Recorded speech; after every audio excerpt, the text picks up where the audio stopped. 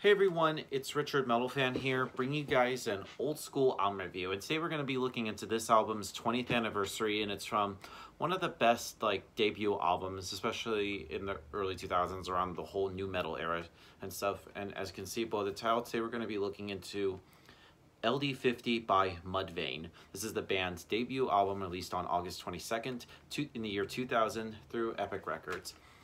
Now, everybody should probably have at least heard of Mudvayne if you grew up in the late 90s, early 2000s, if you're around that whole era of new metal. They're a band hailing all the way from Peoria, Illinois, and they formed in 1996. And it was around that time where Mudvayne was playing locally around the era here for a couple years, and then eventually in the late 90s they got signed and they put out this album, their debut album, LD50. And with Mudvayne, I mean, I've never really, this is the first time I've legit talked about them. I've mentioned them here and there, but I've never reviewed any of their albums. This is the first time. And yeah, and pretty much what makes Mudvayne different, this is actually really them at their prime. What really makes them stand out compared to all the other new metal bands around that time, with bands like freaking Slipknot, Disturbed, Linkin Park, you know, bands like that. I feel like Mudvayne sort of incorporates different musical styles into their sound. They have elements of death metal, even jazz or jazz fusion, even some more progressive metal, which just and even industrial metal at times. They just pretty much combine it all into big one giant pot, and thus we get LD50. And everything about this album is great. Just production wise is great. And also, before anybody is also judging, yes, I'm wearing a Slipknot shirt while reviewing a Mudvayne album.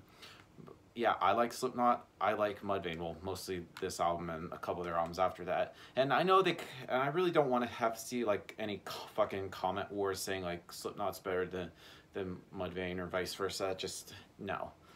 And what's also ironic is that Clown from Slipknot actually executive produced this album. And it was also around that time when this album dropped, Mudvayne were known for having I'll probably show this right here. They had a gimmick, they had this look going on for them, but it wasn't, and a lot of people would compare them to Slipknot, but it wasn't until after this album they pretty much dropped it completely, because they didn't want it to be compared to that, which I can understand. But yeah, music wise, and just the whole band is really talented. They really shine on this album. And also each member pretty much uses also a pseudonym. So let's just talk about each of the members' performances. We'll start with Chad Gray. His vocals are really great, and on this album he's known as Kud, K-U-D. And I just like how he goes from the more softer kind of spoken parts to just full on just yelling and just really just sounds aggressive and pissed off at times.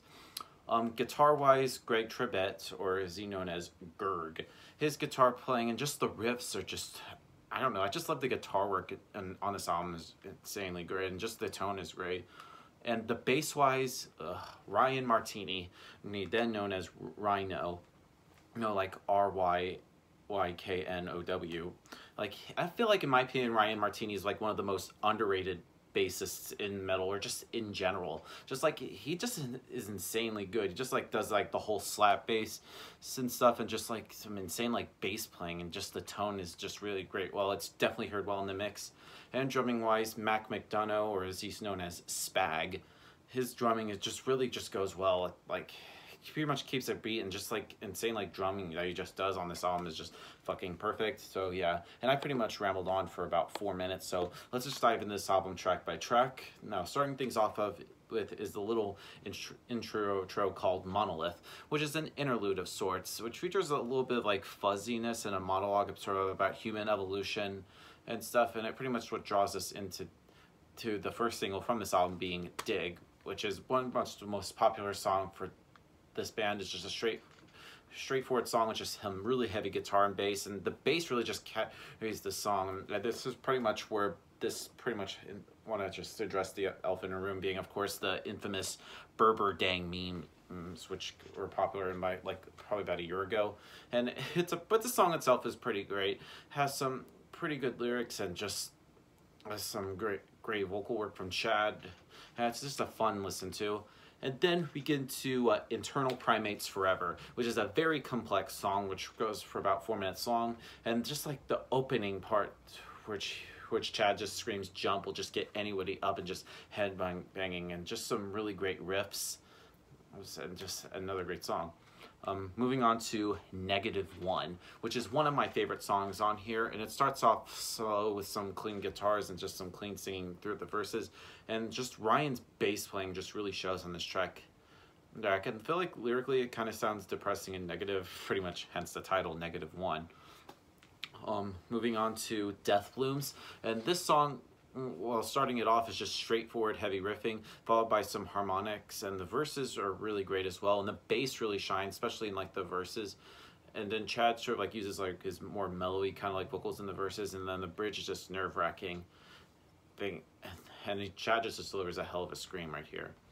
Then we go into Golden Ratio, which is sort of another interlude that sounds very atmospheric, but it has a little bit of like some chimes and also kind of like spacey sound effects. And I know some people would also like criticize like this album has too many interludes. They should have just merged it with one of the tracks to make it less tracks, but I don't know.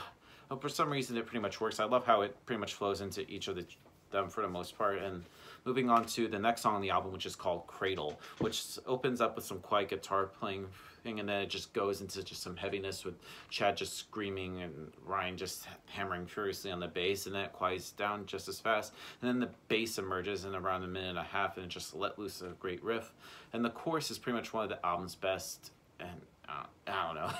Oh, it's another great song. And then we go on to Nothing to Gain, which this song is pretty much describes sort of like the math kind of like rock metal style that on here, and it pretty much has like great time signatures, and it just goes through, changes a lot. It has some sporadic riffs, especially near the end, which this song pretty much runs for about the 5.5 minute length. Then we go on to Mutatis Mutandis, which is yet another interlude, which has a bit of static and a little bit of a beat, which kind of sounds a little bit hip-hop-ish and some like alien-like talking, which is a pretty weird song. And then we move on to Everything and Nothing. Has a pretty good drum beat to start it off and some pretty good bass lines on this here. Severed, which this song is not too heavy, although it has a bit of heavy parts. And again, sort of like Greg sort of like steps back and Ryan just let loose in the bass. And I really love the intro to this song. And then the chorus is just excellent, and I just like there's some slow parts in the song, which makes it even better. So sort of like the choruses are pretty heavy, and some great drumming from Matt, especially close to like the 2.5 minute mark, and just the bass and drumming just goes really well in this song. And Chad just shows some great vocal range, sort of like loud screaming and soft singing within the space of seconds. But yeah, moving on to Recombinant Resurgence, which is yet another interlude which talks about sort of like neurotransmitters and has some weird sort of like effects to it. And then we move on to another one of my favorite songs, which is Prod. And this song is a lot more kind of like gentle and quiet than pretty much the other tracks on the album. While it's like no means a quiet song, there's pretty much no screaming and the guitar isn't too loud. It opens with a great riff from Ryan and Greg, and then Chad sort of like gently singing over this, and it's not like pretty much a continuous riff, but then Matt sort of like has some great drummings to fill it in, and it pretty much has a start-stop chorus, which is a nice change of pace from pretty much all the other choruses that we've heard on this album. Yeah.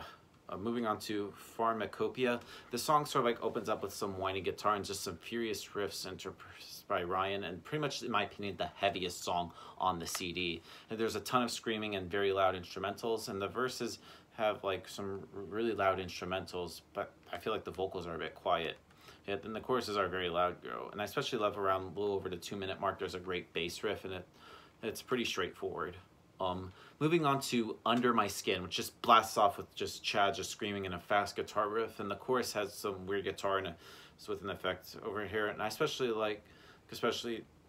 has like more of the hip hop element, especially like during the bridge where Chad just freaking do rapid fire spit vocals, which is fucking insane. I'd like to see him like compete with like Eminem.